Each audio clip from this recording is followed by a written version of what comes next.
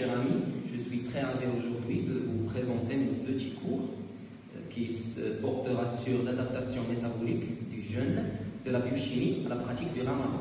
Je suis Sabih Abdelsaad et aujourd'hui je suis très ravi d'être parmi vous. Donc, parmi les objectifs de mon cours, vous devez normalement à la fin être capable de décrire les différentes phases métaboliques du jeûne, expliquer les principales voies métaboliques impliquées, relier ces mécanismes à des situations cliniques et comprendre les effets du jeûne sur la santé. Les amis, on va commencer avec une petite définition. Donc, parmi les deux scientifiques les plus marqués dans la biochimie du jeûne, le premier a défini le jeûne comme une abstention volontaire de toute nourriture solide et liquide pendant une durée déterminée pendant laquelle le corps se nourrit de ses réserves. Par contre, le deuxième a donné une deuxième définition, abstention volontaire de nourriture solide pendant une période déterminée afin de laisser le corps se régénérer en se nourrissant de l'intérieur. Les amis, est-ce que vous voyez la différence entre les deux définitions? Donc, si vous voyez, la première parle surtout de la nourriture solide et liquide. Par contre, la deuxième, elle précise que la nourriture solide. Donc, il y a plusieurs types de jeûne. Le jeûne solide et le jeûne hydrique. Deuxièmement, la deuxième définition porte surtout sur se nourrissant de l'intérieur. Donc, il y a une différence entre se nourrir de ses réserves et se nourrissant de l'intérieur. Ce qui fait la différence entre l'autophagie et l'autolyse. Donc, l'autolyse, c'est la nourriture à partir de ses réserves. L'autophagie, donc la phagie du soi, donc se nourrir à partir des organites mal fonctionnés par exemple. Par contre, le jeûne islamique, notre jeûne pendant le ramadan, c'est un jeûne intermittent sec, donc du lever du l'aube jusqu'à coucher du soleil, d'environ 12 à 18 heures, chez la médecine bien sûr pendant le mois de ramadan. Donc, concernant l'intérêt historique du jeûne, donc vous savez, l'espèce humaine a vécu des situations critiques pendant l'évolution, donc il doit normalement s'adapter à des variations saisonnières selon les saisons, ok? Donc la disponibilité alimentaire n'est pas stable. C'est pour ça le jeûne c'est un programme métabolique indispensable pour la survie de l'espèce humaine. Donc il faut savoir exploiter les réserves énergétiques pour maintenir bien sûr les fonctions vitales, le métabolisme de base, ça veut dire les fonctions de respiration, de digestion et ainsi de suite. Commençons par quelques notions de métabolisme énergétique. Donc il faut faire la différence entre le catabolisme et l'anabolisme. Donc le catabolisme, c'est la dégradation de nutriments en aliments disponibles biochimiquement pour les organes. Donc l'unité immédiatement utilisable, c'est l'ATP, nous avons vu ça dans le bac. Par contre, l'anabolisme, c'est l'inverse. C'est la constitution ou bien la construction de tissus de réserve à partir des aliments présents dans le sang. Donc il y a deux notions de catabolisme et d'anabolisme. Le catabolisme, c'est la destruction des nutriments en aliments disponibles pour les organes, et l'inverse, l'anabolisme, c'est rendre les tissus, les aliments en excès sous forme de tissus de réserve. Concernant les substrats énergétiques qu'on va voir aujourd'hui, donc le substrat le plus connu, c'est le glucose. C'est parmi les glucides les plus connus. Donc, elle est considérée comme une source rapide, mais quand même limitée. Donc, elle est accessible via le sang, donc via la dégradation des réserves de glucose. Donc, le glucose est stocké dans les tissus de réserve, notamment le foie et le muscle sous forme de glycogène. La concentration de glucose dans le sang est appelée glycémie. La valeur normale est à peu près entre 0,8 jusqu'à 1,2 g par litre chez la médecin. Le glucose, il est utilisable par toutes les cellules du corps. Donc, au contraire des autres carburants qu'on va voir par la suite, c'est le seul carburant qui est privilégié dans toutes les situations physiologiques. Comme toujours, il faut faire la différence entre l'anabolisme et le catabolisme, la dégradation et la construction. Donc, le passage du glycogène, l'élément de stockage vers le glucose, c'est ce qu'on appelle la lyse, la glycogénolyse, la dégradation du glycogène en glucose. Par contre, la glucogénogénèse, ça veut dire catabolisme. Le stockage de glucose en glycogène stocké dans le foie et dans les muscles. Les amis, si vous avez une question, n'hésitez pas. Donc, une petite question. Est-ce que vous pensez qu'on peut survivre en absence totale de glucose? Les amis, je vous écoute. Est-ce que vous pensez que l'espèce humaine est capable de survivre sans glucose? Non. Bien sûr que non, parce que nous avons pas mal de tissus qui sont glucose indépendants. Par exemple, les globules rouges, certaines parties dans le cerveau, ils ne peuvent pas survivre sans glucose. Deuxième substrat énergétique, les protéines, qui sont utilisées surtout dans les urgences vitales. Lorsqu'il n'y a plus de glucose, donc le corps humain panique et passe dans l'hydrolyse des protéines. Donc le protéine musculaire subit une dégradation en acides aminés qui vont former de nouveau du glucose. Donc la néoglucogénèse, néo de nouveau, la genèse, fabrication, donc fabrication de nouveau de glucose à partir des acides aminés. Attention, la protéolyse ne survient que dans les urgences vitales. Donc il joue un rôle plutôt secondaire. Deuxième petite question. Est-ce que vous pouvez lier les termes au sens qui correspondent? Donc la lyse, ça veut dire, je vous écoute. Lyse, ça veut dire protéolyse, glycolyse, ça veut dire dégradation. Donc la lyse, c'est la dégradation. La genèse, c'est l'anabolisme, c'est la construction. Et néo, ça veut dire de nouveau. Troisième substrat énergétique, les lipides, notamment les triglycérides, ils sont composés des acides gras et du glycérol. Triglycérides, 3 acides gras avec une seule molécule de glycérol. Donc les acides gras subissent la lyse, la dégradation, la lipolyse, ils nous donnent les corps cétoniques, et le glycérol, il fait une construction de nouveau d'une néoglycogénèse pour faire du glucose utilisable par tous les tissus de l'organisme. Donc les acides gras subissent la lipolyse et le glycérol subit la néoglycogénèse pour former du glucose. Cet schéma, il nous résume l'équilibre hormonal. Homéostasie glycémique, ça veut dire équilibre glycémique, donc via l'action hormonale.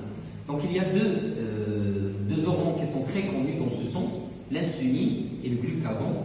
Donc l'insuline, donc il y a deux hormones qui jouent le rôle de régulation de l'équilibre glycémique, l'insuline et le glucagon. Donc l'insuline, elle est très connue, elle diminue la glycémie, donc elle est surtout libérée dans le sang dans l'état postprandial, ça veut dire après un repas, elle est sécrétée par les cellules bêta pancréatiques. Donc l'insuline, c'est connu. Le manque d'insuline, il cause quelle maladie, les amis? Le manque d'insuline, il cause quelle maladie? Le diabète. Très bien. Donc le diabète, c'est quoi? C'est une hyperglycémie. Je veux dire, les deux hormones qui jouent le rôle de régulation glycémique, c'est l'insuline et le glucagon. Donc vous avez déjà répondu, l'insuline, elle a un rôle hypoglycémiant, elle diminue la glycémie. Donc elle est sécrétée par les cellules bêta-pancréatiques.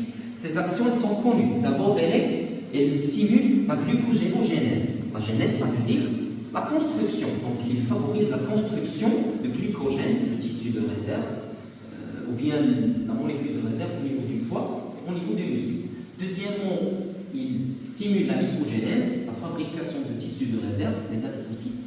Il favorise l'entrée de glucose au niveau du tube digestif et diminue la néoglycogénèse. Il diminue la synthèse de glucose à partir des autres molécules parce que déjà le glucose elle est en abondance. Par contre, le glucagon, elle est sécrétée pendant le jeûne pour exploiter les réserves glucidiques. Donc, il stimule la libération de glucose au niveau du foie, ça veut dire la glycogénolyse, la lyse du glycogène, la néoglycogénèse, la fabrication de nouveau de glucose, et stimule aussi la lipolyse, mais d'une manière indirectement. Les amis, faites attention, il y a deux hormones qui rentrent dans l'équation. Les hormones de stress, l'adrénaline et le cortisol. Qu'est-ce qu'on dit? Le stress, il diminue le poids. Pourquoi?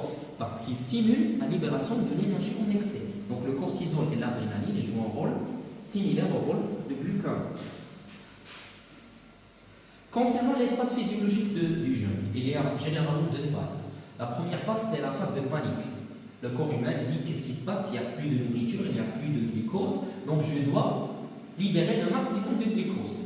Donc c'est activé généralement par le système nerveux sympathique, le système nerveux du stress et de réaction. Après 2-3 jours du jeûne, il y a la sympathicotonie, activation ou bien excitation du système nerveux sympathique. D'abord, consommation de glucose sanguin, c'est logique, on a besoin de glucose. Et puis, stimulation de libération de glucose à partir du glycogène, à partir du foie. Ça stimule la néoglycogénèse, la synthèse de nouveau de glucose à partir des autres substrats, notamment des protéines. Donc on est stressé, on perd la masse musculaire. Ce qui dit stress dit les hormones de stress, l'adrénaline et le cortisol. Les glandes thyroïdes libèrent T3, T4, les hormones thyroïdiennes, et ça augmente et stimule le métabolisme. Et enfin, ce qui dit stimulation de métabolisme dit quoi? Le rythme cardiaque augmente et l'augmentation du tension artérielle. Puis vient la phase d'adaptation. Donc le corps dit il n'y a pas de souci, donc c'est normal, je dois m'adapter par le système nerveux parasympathique. Après, entre 3 jusqu'à 4 jours, absence de pic glycémique. Il n'y a pas d'excès de glucose, ça veut dire stabilisation de glycémie et une synthèse minimale d'insuline. Deuxièmement, le métabolisme de base diminue. Ça veut dire qu'il y a une diminution de l'activité thyroïdienne. Mobilisation des lipides qui s'activent, libération des corps cétoniques, comme on vient de dire. Le rythme cardiaque et la tension artérielle diminuent. Et aussi, il y a une libération des neurotransmetteurs qui jouent sur l'état d'humeur et sur la concentration, notamment la sérotonine, la dopamine et l'endorphine. Donc, ce schéma-là nous résume un petit peu les transitions des substrats énergétiques. Donc, comme vous pouvez voir, les glucides diminuent au fur et à mesure. Donc, entre 2 à 3 jours, il y a une utilisation minimale de glucose. Les protéines augmentent au début, le panique, le stress, et puis son exploitation diminue. L'utilisation des corps cétoniques diminue au début, mais s'active après 2 jusqu'à 3 jours. Les corps cétoniques, ça veut dire quoi? Ça veut dire l'utilisation des réserves lipidiques. Quels sont les bénéfices du jeûne sur la santé à partir des points que nous avons discutés ensemble? Activation d'autolyse et d'autophagie.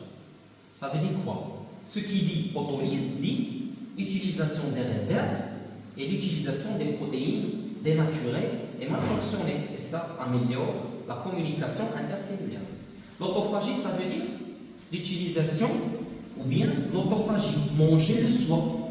Donc, c'est l'élimination des organiques qui ne fonctionnent pas bien, tous les organiques mal fonctionnés, et ça améliore le fonctionnement énergétique via la régénération des mitochondries. Diminution de l'inflammation. Donc, comment l'inflammation diminue? Les antigènes alimentaires ou bien l'alimentation, ce sont des corps étrangères qui entrent toujours dans l'estomac, puis dans le tube digestif et qui activent l'immunité d'une manière permanente. Ce qui dit diminution d'antigènes dit diminution d'inflammation. Les douleurs aussi diminuent par la sécrétion de l'endorphine. L'endorphine, elle est très connue, c'est un neurotransmetteur qui diminue la douleur. Régression des œdèmes et de la tension artérielle. Donc, il n'y a pas de l'eau, donc il y a une déshydratation. Le corps exploite de l'eau et des sels minéraux présents dans le corps humain. Par la suite, il y a diminution de l'eau infiltrée dans le tissu, ça diminue les œdèmes, ça diminue la tension artérielle. Facilite la cicatrisation du mucus digestif. Donc vous connaissez, il n'y a plus d'aliments et donc il y a diminution de sécrétion d'acide gastrique. En absence d'acidité, donc ça donne le temps à l'estomac pour la cicatrisation du mucus digestif. Amélioration du fonctionnement des organes digestifs. Si vous connaissez, le foie diminue ou bien perd la moitié de sa taille. Le pancréas perd un tiers de sa taille. Donc, relâchement, régénération du foie et du pancréas et normalisation de la flore intestinale. Régénération de la muqueuse intestinale, déjà dit. Amélioration de la tolérance de l'insuline. Donc, comment la tolérance à l'insuline s'améliore? Via la régénération des récepteurs à l'insuline et la diminution de la glycémie. Donc, ce qui dit amélioration de tolérance à l'insuline dit on combattre le diabète. Normalisation du bilan lipidique. On consomme les triglycérides présents dans le sang. Et donc, diminution des lipides en excès, normalisation du bilan lipidique. Prévention du risque cardiovasculaire. ça c'est clair. Amélioration du fonctionnement psychique et l'état d'humeur via la libération de neurotransmetteurs, comme je viens de dire, endorphine. Je vais retourner vers un diapositive précédent. Donc, les neurotransmetteurs augmentés, c'est la sérotonine, dopamine et l'endorphine. Donc, la sérotonine, c'est le bonheur. Le dopamine, c'est l'envie. L'endorphine, c'est diminution de douleur. Et ça joue bien sûr sur l'état d'humeur et sur les fonctions psychiques. Pour conclure, le jeûne est une pratique saine et bénéfique pour la santé. Ça, c'est sûr, mais bien sûr à condition de respecter le jeûne et de bien surveiller l'alimentation. Il constitue un modèle physiologique d'adaptation métabolique. L'organisme maintient de l'homéostasie. Ce qui dit l'homéostasie dit, les amis, l'homéostasie, ça veut dire l'équilibre. Donc, il maintient l'équilibre grâce à la régulation hormonale fine, l'équilibre insuline-glucagon. Il existe aussi une transition progressive des substrats énergétiques. On passe de glucose vers les lipides. Les effets restent variables selon les individus, bien sûr, et selon les conditions, alimentation, dégradation, et ainsi de suite. Si vous avez, les amis, des questions, n'hésitez pas, et merci de votre attention.